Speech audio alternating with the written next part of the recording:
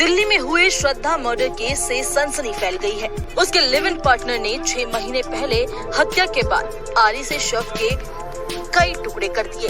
उसके बाद हत्यारोपित ने रेफ्रिजरेटर खरीदकर शव के टुकड़ों को उसमें रख दिया। फिर हत्यारोपित एक एक टुकड़े को दिल्ली में अलग अलग जगह फेंकता रहा। दिल्ली पुलिस ने कड़ी मशक्कत के बाद आरोपित को गिरफ्तार करने में सफलता पाई। आरोपित ने पूछताछ में हैरान कर देने वाले खुलासे किए।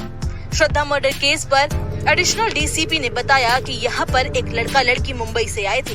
जब लड़की की उसके माता पिता से बहुत दिनों तक बात नहीं हो पाई तो उसके माता पिता ने उसकी रिपोर्ट लिखवाई, जहाँ उनको लड़की का आखिरी ज्ञात स्थान दिल्ली पता चला। आपको ये भी बता दें कि आरोपित आफ्ताब ने 2 हफ्ते की मुंबई में एक होटल में शेफ की ट्रेनिंग ली थी। उसे ट्रेनिंग के दौरान मांस काटने की प्रशिक्षण मिला था।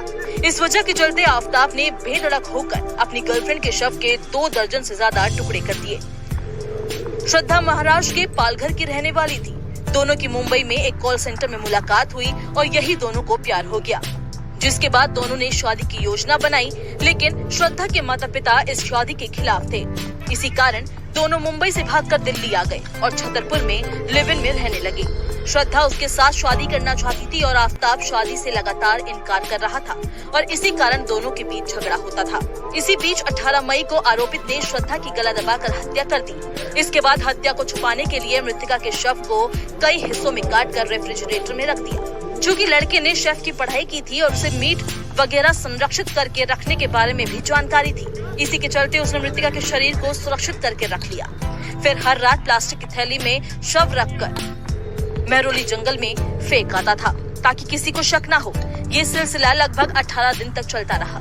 वो हर रात को 2 बजे शव का एक हिस्सा लेकर जाता और फेंक आता। पुलिस को पहली बार 8 नवंबर को मामले की जानकारी मिली और आरोपित को गिरफ्तार कर लिया गया।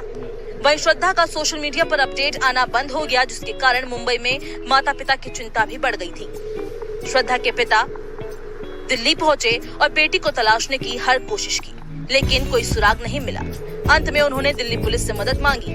8 नवंबर को श्रद्धा के पिता ने बेटी के अपहरण की FIR दर्ज करवाई। पुलिस को आफ्ताब के बारे में भी बताया। गुप्त सूचना के आधार पर आफ्ताब को पुलिस ने गिरफ्तार किया और पूछताछ में उसने सारा सच बता दिया।